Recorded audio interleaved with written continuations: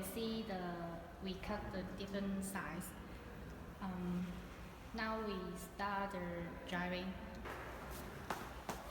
Open the door and put the tray into the drying machine.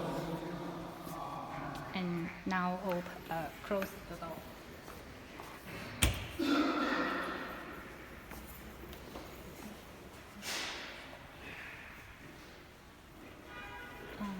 You can see the controller panel.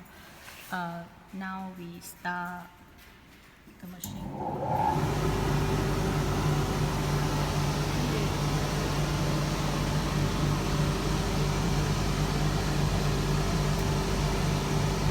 The machine is working now.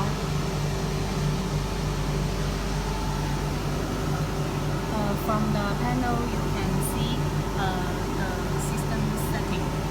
At first, enter the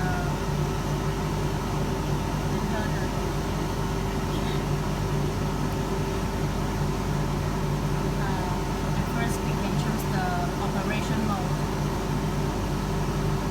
Choose the constant temperature and humidity. You can choose the target temperature.